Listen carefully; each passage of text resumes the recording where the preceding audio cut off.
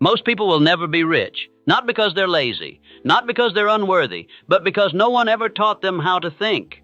They were taught to work, to wait, to hope, but not to command their mind and shape their future from the inside out. This book changed that. This philosophy changes people, if you let it. Because Think and Grow Rich isn't about money, it's about power over thought, belief, and destiny. And the only reason most people stay poor? They never learn what you're about to hear. So let's begin. Everything begins with desire. Not a wish, not a vague hope, but a burning obsession, so strong it keeps you awake at night. So vivid it makes the impossible feel urgent. So real, it becomes more than an idea. It becomes a command. That's where all riches start.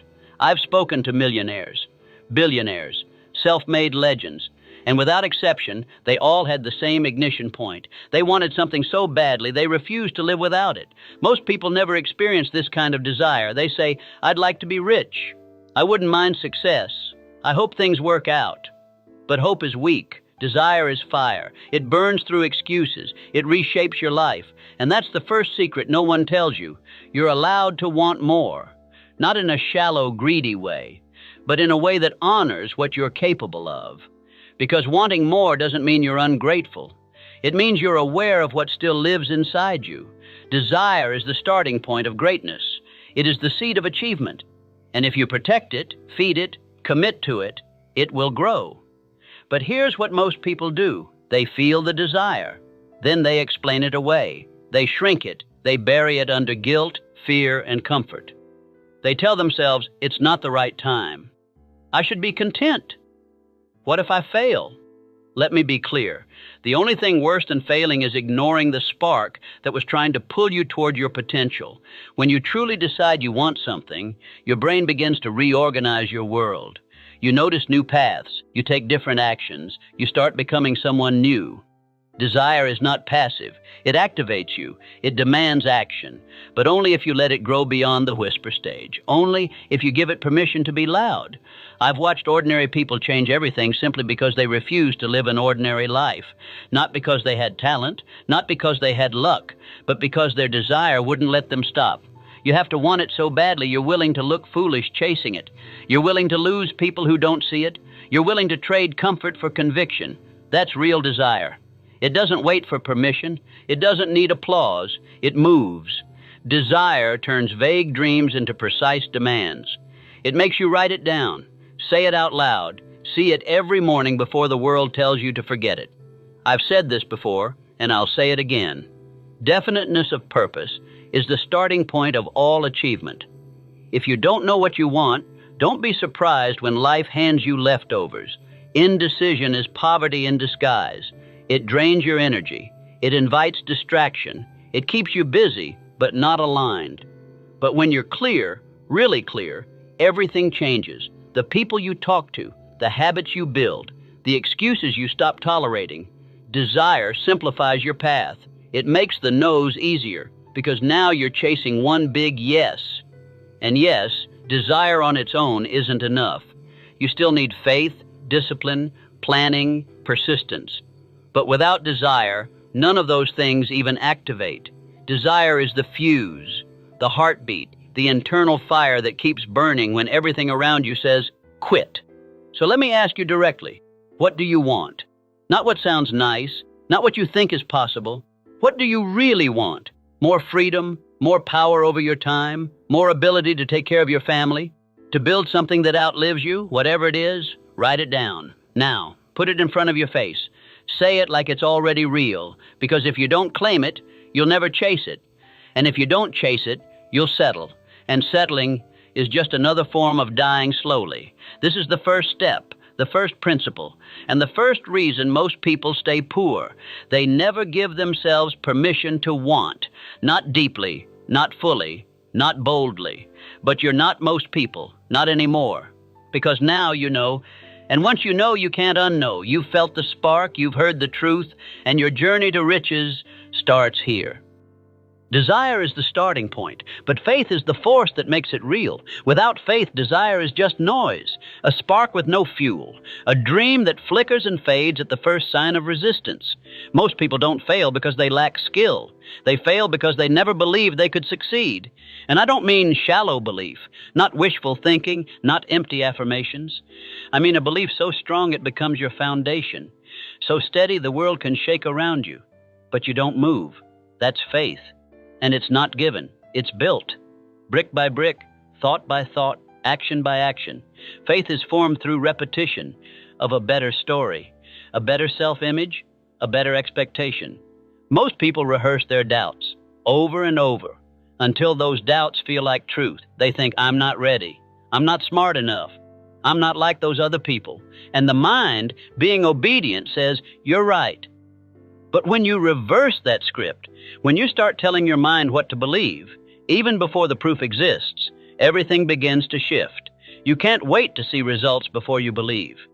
Belief is what creates results. This is why the rich move differently. It's not arrogance, it's certainty.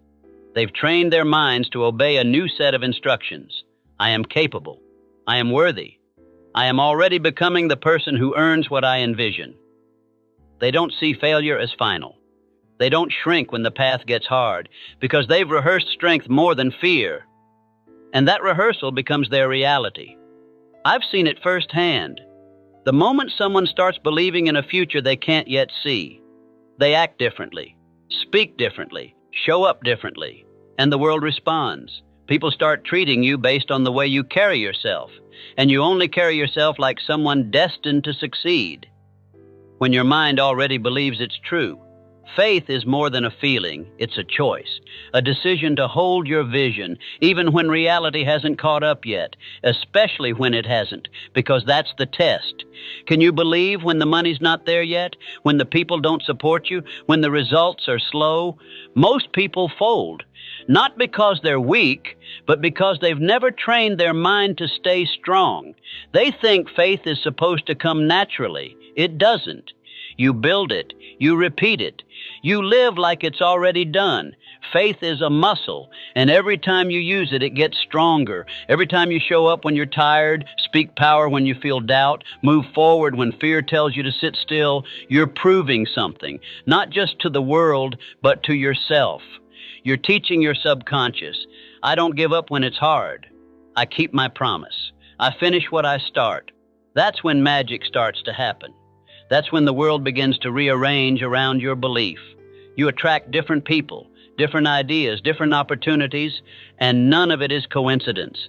It's alignment, because the universe doesn't respond to hesitation, it responds to clarity, conviction, energy that says, I'm already on the way, I already believe, I already belong, and if you want to live a rich life, you have to believe it before anyone else does, before the world claps, before the numbers show up, before the doubts go quiet. You lead with belief. You lead with faith, not blind faith, but bold, intelligent faith, the kind that takes action. Faith without movement is fantasy, but faith with action, that's power. So ask yourself, what are you rehearsing? What do you keep telling your mind? Because the person who says, I always mess things up, and the one who says, I figure it out every time, they'll both be right. The question is, which one are you becoming? This is the second reason most people stay poor. They believe the evidence of their past instead of the possibility of their future. But not you. Not anymore. You've seen the pattern. You've heard the truth. And now it's your turn to speak something new into existence. That's faith, and it changes everything. The mind doesn't care if what you say is true. It just listens and obeys. That's the hidden power of autosuggestion. Every word you repeat, every belief you whisper, every thought you allow to linger, it all becomes programming. Your brain is not a judge, it's a servant. And if you keep feeding it doubt, hesitation, and fear, don't be surprised when that's exactly what you get back. That's what most people don't understand. They think success is about willpower, but willpower fades. It gets tired. What doesn't fade is identity. And identity is built through repetition. Autosuggestion is not magic, it's mental conditioning. It's choosing the thoughts you want to live inside. It's writing a new internal script. and playing it so many times your subconscious has no choice but to believe it. I used to think affirmations were silly, just words, just noise.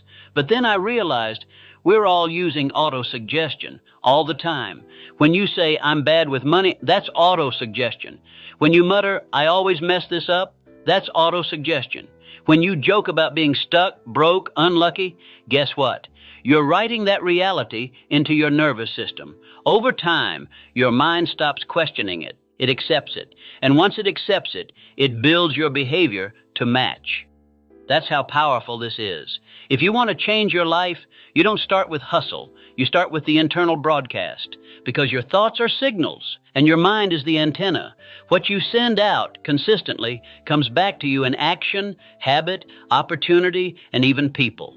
Most people walk around with their old programming running the show, and they wonder why nothing changes. But when you take control of the message, everything changes. I began writing what I wanted, reading it every day, twice a day, morning and night, not just casually, but with emotion, with conviction, with the belief that every word was already becoming true. And slowly, I changed. Not instantly, not magically, but undeniably. I stopped seeing myself as someone trying to succeed. I started seeing myself as someone destined to. And once that image became clear in my mind, the rest of my life followed. That's what autosuggestion does. It doesn't just shift your thoughts. It shifts your self-concept. And when your concept of self changes, so does your behavior.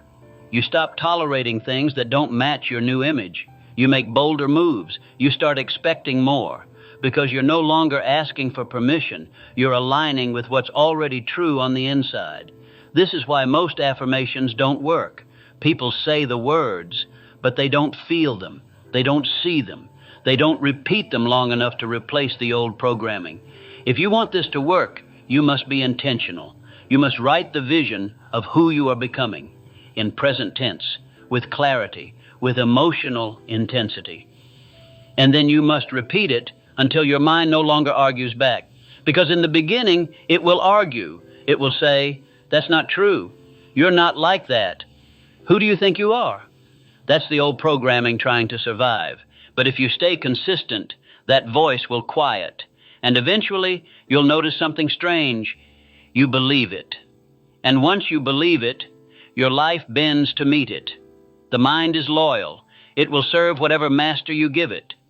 Feed it power. It will return courage. Feed it vision. It will return opportunity. Feed it purpose, and it will return discipline, drive, and results. So here's what I want you to do. Write the life you want, today. Speak it out loud, today. Picture it in detail, today. Repeat it with fire, every single day. Not because you're faking, but because you're installing a new truth. And the more you repeat it, the more you believe it. And the more you believe it, the more you become it. This is how success is built, not from the outside in, but from the inside out. Knowledge is not power. That's one of the greatest lies people believe. Knowledge is only potential power until it's organized, directed, and applied toward a clear goal. You can be surrounded by books, degrees, and information, and still be broke, still be lost, still be unsure of what to do next. That's because most people collect knowledge like trophies, but never use it like a weapon. If you want to grow rich, you don't need to know everything. You need to know the right things deeply, precisely, and with a purpose. That's what I call specialized knowledge. It's focused, it's actionable, it's tied directly to the thing you're building. Look at any great fortune, and behind it, you'll find someone who mastered a specific skill, solved a specific problem, or understood a specific industry better than most. They weren't trying to be good at everything. They went deep on something that mattered. That's how wealth is created. But here's what most people do. They chase new ideas, like candy. They read 10 books, but master none. They dabble in everything and commit to nothing. So their knowledge stays scattered, unusable, and their life reflects it. You don't get paid for what you know. You get paid for what you do with what you know. And that's the shift. If you want to grow rich, stop asking, what else should I learn? Start asking, what do I want to build? And what do I need to master to make it real? That one question changes everything, because when you know what your aim is, you'll start learning differently. You'll read differently, observe differently, ask better questions, retain more, discard distractions faster. You'll no longer be a passive student of life. You'll become an architect, and your mind will begin building your vision brick by brick, not through general knowledge, but through focused power. You don't have to know everything yourself, but you do need to know how to gather what you lack. That's still specialized knowledge. The richest people in the world aren't the smartest in the room. They're the best at leveraging the intelligence around them. They build teams, hire experts, ask questions, stay curious. They don't fake competence. They orchestrate it, because they understand something most never learn. Money doesn't flow to information. It flows to organized intelligence.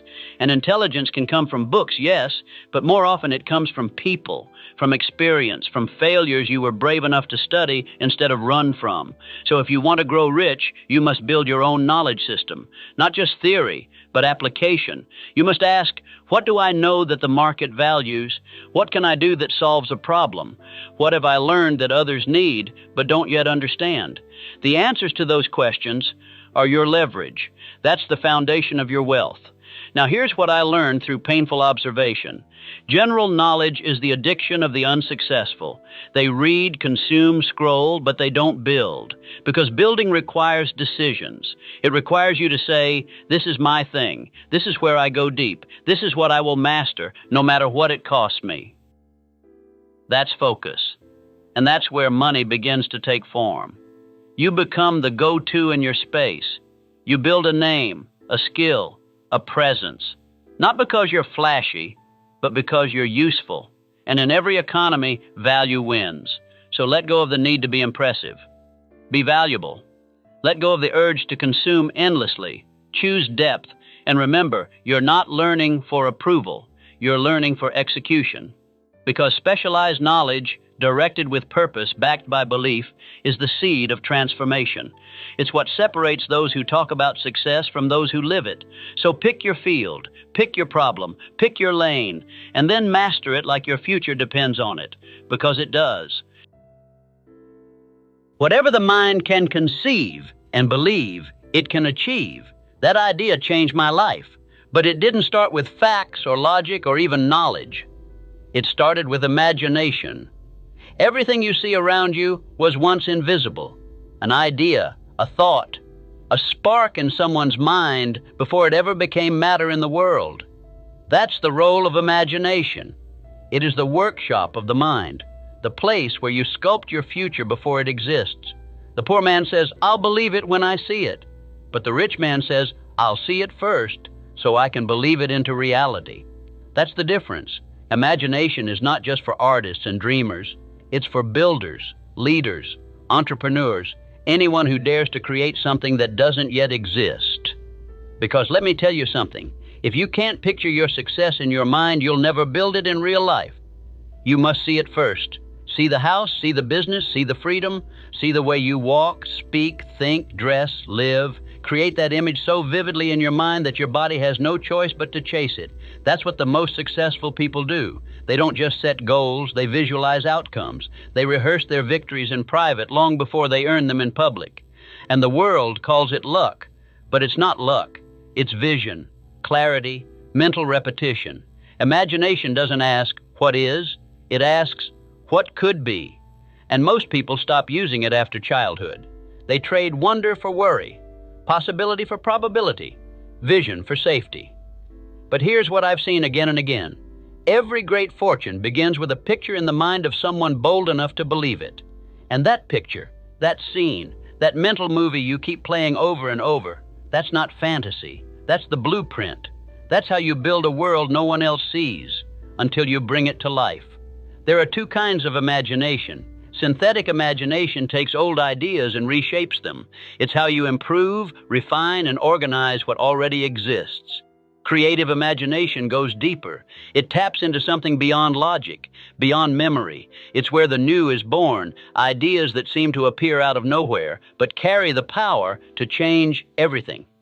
And if you train your mind, if you clear the noise, if you stay connected to your desire, you'll start to hear it, feel it, receive it. This is what most people ignore. They try to build a life from the outside in. They ask, what do other people do? What's working already? What's safe? But riches don't follow safety. They follow bold vision. Imagination is your advantage because no one else can see what you see until you show them. That's how fortunes are made, not from copying, but from envisioning a new way, a better way, your way. And here's the secret most never realize. Imagination is a skill. It can be sharpened, strengthened, stretched, but only if you use it. When you sit in silence, when you visualize your life in detail, when you ask your mind to solve problems, it will respond. But if you stay buried in distractions, if you only consume other people's ideas, if you never give yourself space to dream, that creative muscle will weaken, and your future will look like your past, just slightly rearranged. But you're not here to repeat. You're here to build, to innovate, to imagine your future so clearly it begins chasing you back. Here's what I want you to do. Set time aside each day to imagine, not to worry, not to plan, just to see, feel, create. Picture yourself already living the life you want, in vivid detail, who you are, what you've built, how it feels. And hold that image, not once but over and over, until your nervous system believes it's real. Because once your mind accepts the image, your actions start catching up. And once your actions catch up, so does your reality. Imagination was never about pretending. It's about previewing what's possible. And if you let it guide you, you'll create what others call impossible. That's how you grow rich. In the mind first, then the world follows. Desire gives you the fire. Imagination gives it shape. But only planning gives it legs. Without a plan, your dream remains a wish. And wishes don't build wealth. Plans do. This is where most people stop. They say, I know what I want. I can see it. But when I ask, what's the next step? They freeze. Clarity without action is a trap. You feel productive, but you're stuck. So let's fix that. You don't need a perfect plan. You need a working plan, one that moves you forward, even if you adjust along the way. Because wealth is not built in one leap. It's built brick by brick, decision by decision, day by day. Planning brings structure to chaos. It turns big ideas into small actions. It gives your dream bones so it can stand on its own. The rich plan differently. They don't just say, I want more money. They say, I want this much by this date, doing this exact thing. That's precision. That's power. And then they reverse engineer every piece. Who do I need to become? What resources must I gather? What relationships must I build? What obstacles will I face? And how will I move through them? Planning isn't just writing steps, it's building confidence. Each step you define removes uncertainty. And every time you act on that plan, your self-trust grows. You stop second-guessing. You stop wandering. You start building. And people around you can feel it. They see the difference. Because you're no longer guessing, you're executing. But here's what most people do wrong. They overthink. They try to make the perfect plan before they take the first step. And in the name of perfection, they procrastinate. Don't fall for that. Your first plan will change. It's supposed to. You'll learn, adapt, refine. But you must start with something. A rough plan, followed with action, will take you further than a flawless plan that lives in your head. So write it down. What do you want? By when? Doing what? Don't wait. Don't ask for permission. Because organized planning, more than luck, talent, or intelligence, is what builds empires. If your first plan fails, create another. And if that one fails, make a third, and a fourth, and keep going. Because failure doesn't mean the dream was wrong. Only that the approach needs refinement. You don't stop the plan because of obstacles. You strengthen the plan because of them. Every setback is feedback. And the rich understand this. They don't see failure as a wall. They see it as information. Something didn't work? Good. Now you know. Adjust, move, continue. Most people fail once and stop. But wealth rewards the one who keeps designing, keeps learning, keeps planning, even through disappointment. Let me be clear. Winners don't stumble into success. They construct it. They don't just dream big. They build smart. They know what time they wake up, what they're working toward, what actions move the needle, and they do those actions consistently.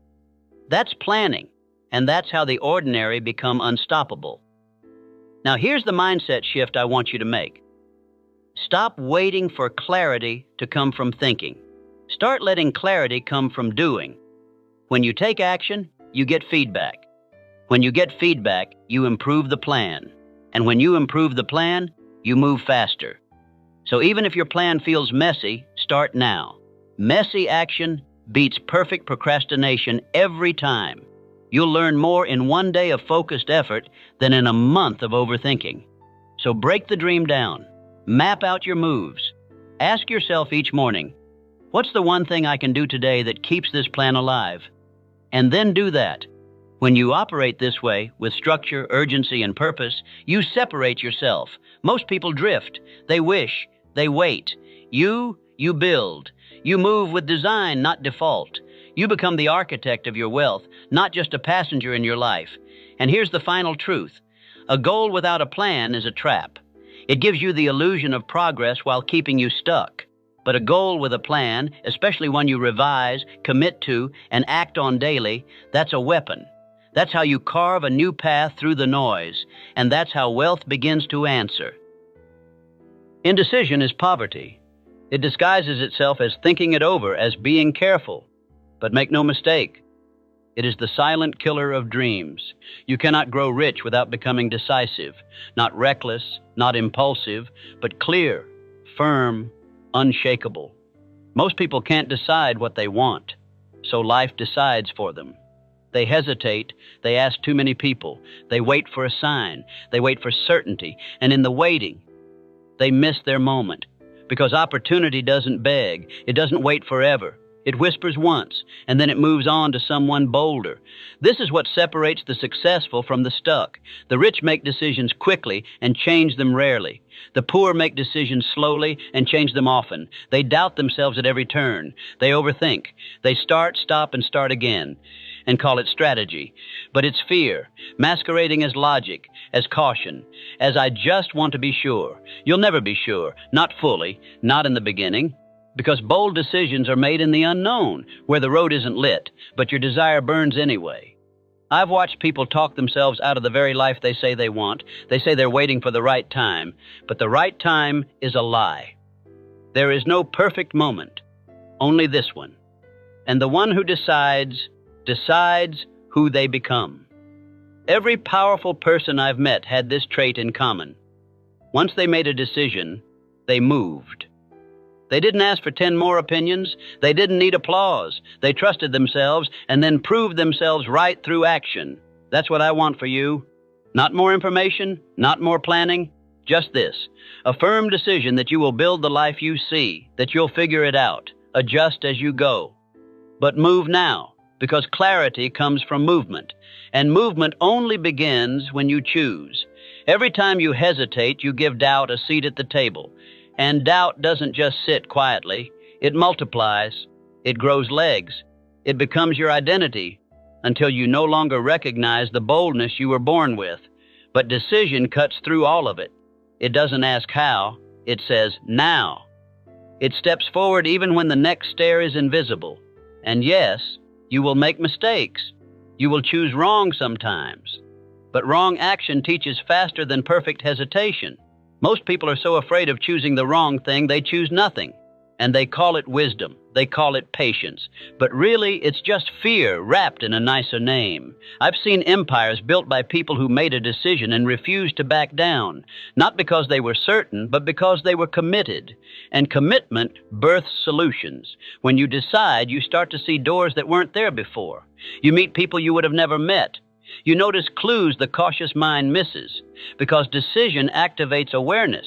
It puts your brain on a mission, and the universe responds in kind. This is why the rich often seem lucky. It's not luck, it's movement. And movement begins with choice. So I'll ask you this. What have you been putting off? What dream have you been circling instead of claiming? Write it down and decide today what your next step is. Not all the steps. Just the next one. And then do it, because every time you make a strong decision, you become stronger. You prove to yourself that your future doesn't belong to your fears, it belongs to your will. And every time you wait, you prove the opposite, This is how identity is built. Not in theory, but in the daily act of choosing your path and walking it like you mean it. The most powerful people I've studied didn't wait to be chosen. They chose themselves. They made a decision, and then they became the person that decision demanded.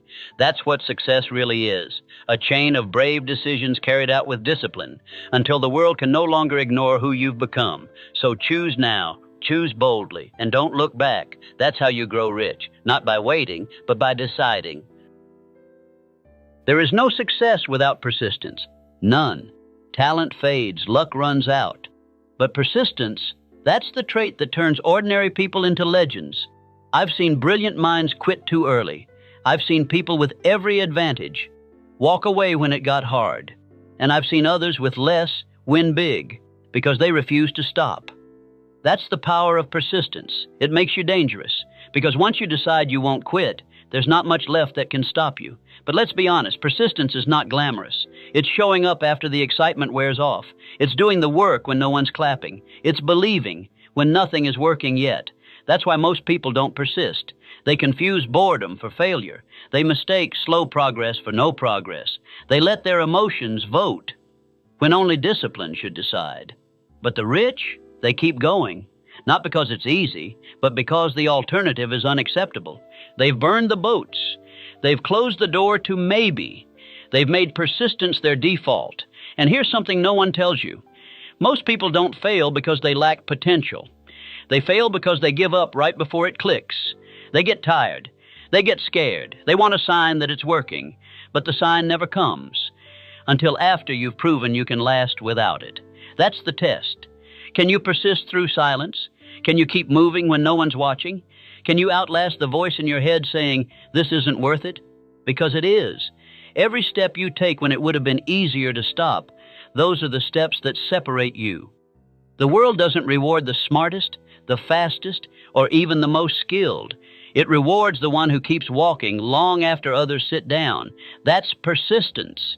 And it's available to anyone brave enough to keep showing up. Persistence is not about perfection. It's about pressure, applied daily, without apology. You don't need to get it all right. You just need to stay in the game longer than most are willing to. That's where the real growth happens. After the 100th rejection, the 50th failure, the moment everyone else packs it in and says, "It's just not meant to be." But you keep going. And not because it's fun, because it's necessary. Every great story you admire has a chapter no one talks about, the part where it almost didn't happen, where the dream almost died, where they almost gave up. And that part, that's where persistence lives. It's in the hours you grind in silence, the days you doubt yourself but still show up, the nights you cry, then get back to work anyway. Persistence is not about always feeling strong. It's about continuing even when you don't. And yes, there will be days when it feels pointless. But that's exactly when it matters most, because the person who wins isn't always the one with the clearest vision. It's the one with the deepest resolve. You don't need to know how long it will take. You just need to know this: I will not stop, no matter how long it takes. That decision, made once, repeated daily, builds a strength no one can touch. And eventually, life has to respond. It doesn't ignore the one who refuses to quit. It can't. Because every step forward sharpens you, proves you, prepares you. You may not see the reward today. You may not feel like it's working. But underneath it all, you're building something unbreakable. A mindset, a standard, a reputation with yourself that says, "I keep going." And that reputation, it becomes your power. So here's the truth most won't admit. Persistence is rare. And that's why success is too. But if you choose it, if you claim it as your code, you'll become unstoppable. Not because you always had the answer, but because you never gave up on finding it. And that, more than anything else, is what separates the rich from the rest. No one climbs alone. That's one of the greatest lies in success, the idea of the self-made man. Truth is, behind every fortune, every movement, every breakthrough, there's a mastermind at work. A small, focused group of minds aligned around a goal, sharing energy, ideas, strategy, and belief. And that's what most people miss. They try to build their dream in isolation. They hide their vision. They do it all themselves. And slowly, they burn out. But those who grow rich, they understand something deeper. The right minds around you multiply your power. This is not just about networking. It's about connection with purpose. You don't need a crowd. You need a few committed minds. People who see what you see or see what you don't yet see and challenge you to become the person who can create it. When I say mastermind, I'm not talking about surface-level friends. I'm talking about aligned alliance, intentional energy, a place where your vision is safe, where accountability is real, where excuses don't survive. And the power of that? It's immense.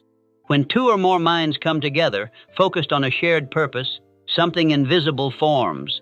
A third mind, a higher intelligence, a current of insight you can't create alone. I've seen it change lives. I've watched people go further, faster, simply because they stopped building in silence. Because here's the truth. When you speak your vision in front of people who believe in you, it grows. When you get feedback from minds on your level, you sharpen. And when your energy dips, their fire pulls you forward. That's the secret of the rich. They curate the minds they surround themselves with, like treasure, because they know environment is power. And a mastermind is the highest form of environment you can create. The wrong environment will talk you out of your destiny, but the right one will demand it from you. That's why your mastermind matters so much, because when you're around people who normalize greatness, you stop apologizing for wanting more. You stop playing small. You stop pretending, and you start rising. It doesn't matter where you came from. It matters who's with you now, because their energy, their beliefs, their expectations, they shape your standard. You can't think high-level thoughts in a low-level circle. You can't expand your vision while defending it every day. And yet most people surround themselves with convenience, not alignment. They stay loyal to history instead of loyalty to their future. But I'll tell you what I've learned. Growth requires new rooms, new minds, new mirrors. People who challenge you to think bigger, move faster, decide with more clarity, execute with more precision. And if you don't have those people yet, build it. Create your mastermind on purpose. Find one person who thinks like you, someone who's building, someone who refuses to settle, then two, then three. Meet often, share ideas, hold each other to the fire, because the more you build that circle, the more unstoppable you become. I've watched people go from scattered to strategic in weeks, simply because they plugged into a stronger current. A mastermind sharpens you. It shows you who you really are. It mirrors your blind spots and reflects back the next level. It doesn't just motivate you, it moves you.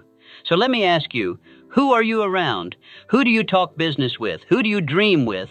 Who checks your excuses and reminds you who you said you wanted to be? If your circle doesn't do that, upgrade it. It's not disloyalty, it's destiny. You don't have to cut people off, but you do have to rise above them if they're holding you down.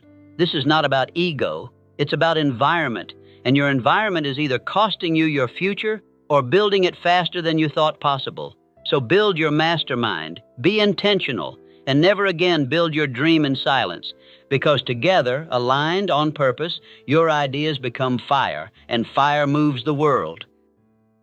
Most people waste their greatest power, not because they're weak, but because they've never learned how to direct it.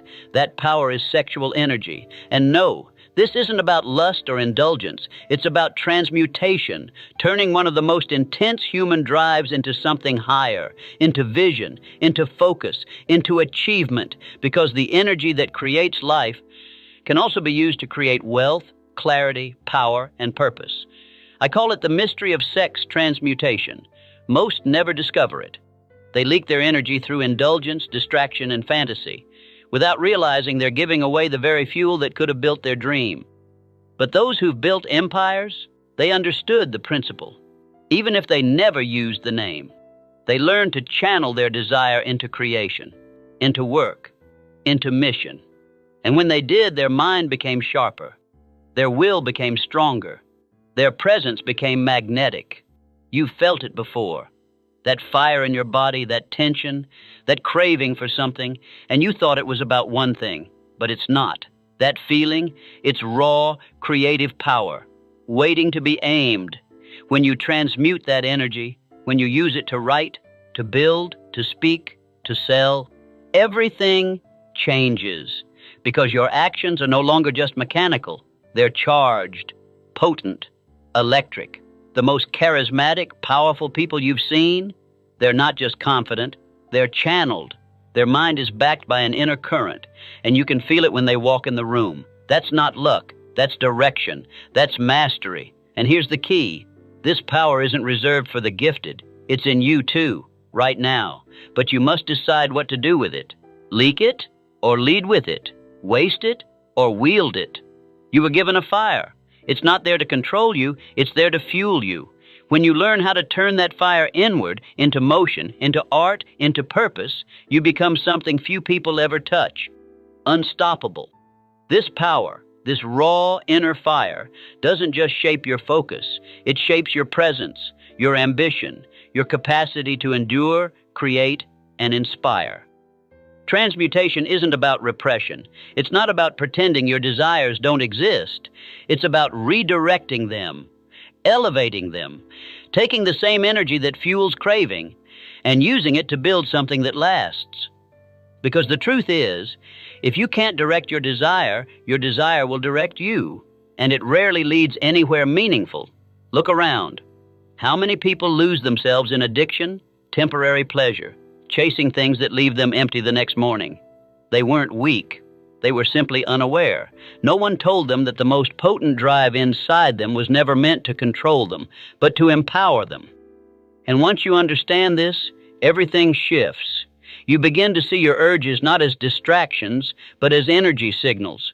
Not something to suppress, but something to steer. Let me be clear, the most powerful people I've studied didn't waste their energy. They focused it. They were intensely passionate, but in control. They had hunger, but also direction. They knew that when sexual energy is aligned with vision, it creates magnetism. It draws people in. Not because you're loud, not because you're flashy, but because you're centered. People feel it. That quiet intensity, that presence, that clarity of mission, and they respect it. Even if they can't explain it. You become more than a man, more than a woman. You become a force. So how do you use this?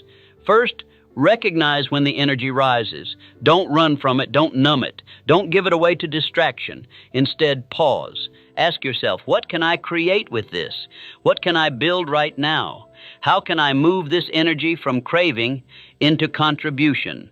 Write, work, train, design, speak, serve. Let the fire fuel your purpose, not just your pleasure. And over time, you'll notice a shift. More clarity, more discipline, more edge, because you're no longer at the mercy of your energy. You own it. And when you own your energy, you own your future. That's the real mystery. Not how to chase success, but how to channel what's already inside you into the life you were born to build. The subconscious mind is always listening. It hears what you say. It feels what you believe. It watches what you repeat, and then turns it into your reality. Most people think their thoughts are just thoughts. They don't realize those thoughts become commands, orders, blueprints handed directly to the subconscious. And the subconscious never argues. It accepts. It obeys. It builds. You say, I'm broke. And your subconscious says, understood, let's reinforce that. You say, I'll never figure this out. And it says, got it, let's make sure that stays true. But here's the power in this. If you can feed your subconscious mind fear, doubt, and limitation, you can also feed it clarity, belief, and direction. And once you do, once you become intentional about what you plant, everything in your life begins to shift. This is the mechanism behind every success story. They didn't just work harder, they believed differently, spoke differently, focused differently. They impressed new thoughts, new emotions, new images onto their subconscious on purpose because they understood the subconscious is a garden and every repeated word, thought, and feeling is a seed. You don't plant once and walk away. You plant daily. You water it with repetition. You protect it from weeds, from doubt, from distractions, from other people's limitations. And over time, the soil accepts it. The roots take hold, and your outer world starts to match your inner picture. Most people try to change their life while repeating the same mental stories. They want wealth, but speak lack. They want confidence, but rehearse fear. And they wonder why nothing changes. But the subconscious doesn't give you what you want. It gives you what you expect. An expectation is built through repetition, through emotion, through focus. So if you want to change your life, you don't start with action, you start with impression. Impress the right beliefs long enough with enough emotion, and your subconscious will make them real. It won't happen overnight, but it will happen. Because once your subconscious believes something, you'll begin to act accordingly, speak accordingly, decide accordingly, and then your world bends to match it. Most people try to will themselves into new results, but they never upgrade the program running underneath. That's like changing the wallpaper while leaving the rot in the walls. If you want a different life, you need a different inner code. And that code is written in the language of the subconscious. So how do you change it? Repetition, emotion, and belief. Even before the proof arrives. The subconscious doesn't respond to logic, it responds to feeling. You can say, I'm successful 1,000 times. But if you say it while feeling doubt, you're still feeding it fear. That's why affirmations only work when they're felt, lived, backed with vision. The subconscious is like soil, but only emotional seeds take root. So speak your new reality as if it's already here. Feel what it would be like to live it, to move in it, to wake up in it. Visualize it so clearly that your subconscious starts to wonder, wait, is this real? That's when change begins. You'll start noticing ideas, opportunities, people, paths you never saw before, because your mind was closed to them. But once the subconscious is reprogrammed, it opens new doors and closes the ones that don't serve you. This isn't magic, it's alignment. Your outer world begins to reflect what your inner world believes is true. So let me ask you, what are you rehearsing in your mind? What thoughts play on loop? What stories run in the background? Because those quiet repetitions become loud results. And the most successful people, they don't just manage time or money, they manage input. They curate what goes in. They filter what they allow to repeat. They shape their inner world until the outer world has no choice but to catch up. And when fear creeps in, because it will, they don't panic. They pause, and they replace it. Not with empty hype, but with a stronger truth. Something chosen, planted, and protected. This is your power. You don't have to be ruled by what your mind has absorbed. You can rewrite it. And once you do, once your subconscious starts believing in the life you're building, everything accelerates. You stop forcing. You start flowing. And success begins to feel inevitable, because deep down your mind already knows it's yours. Your brain is not a container, it's a broadcasting and receiving station. Most people never realize that. They think the brain is just for storage, facts, memories, knowledge. But the real power of the brain is that it sends signals, and it receives them. It's always tuned to something, and what it's tuned to shapes what you notice, what you attract, what you create. When you think thoughts consistently, especially thoughts charged with emotion, you're broadcasting a frequency. And here's what I've learned.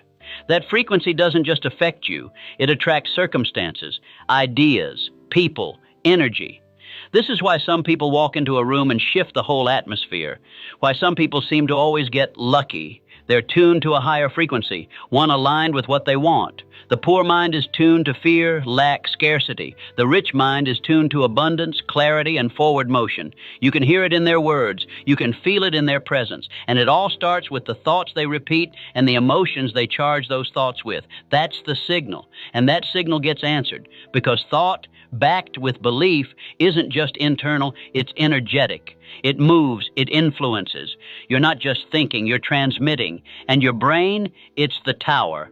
But it's not just a transmitter, it's a receiver too, which means the thoughts, beliefs, and energies of others can influence you unless you take control of your own frequency first.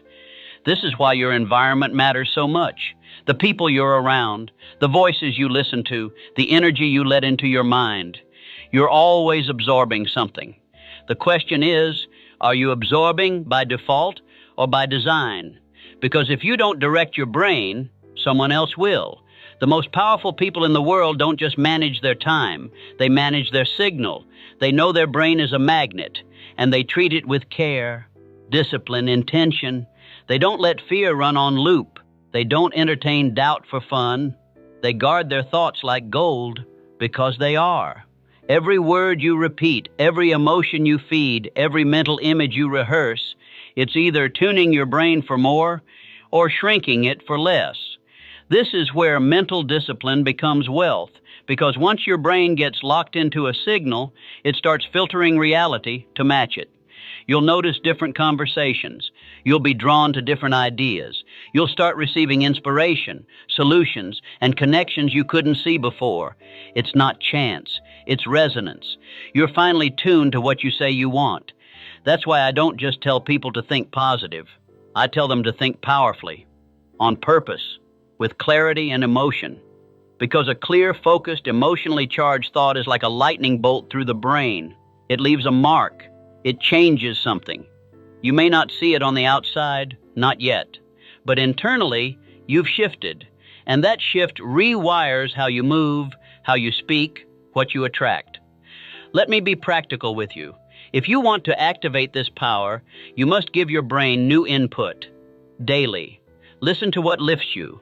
Visualize what builds you. Repeat what aligns with your vision, even when your life hasn't caught up yet. Because the brain doesn't wait for evidence, it waits for instruction. And when you give it new direction again and again, it begins filtering the world to find matches. That's when things get wild.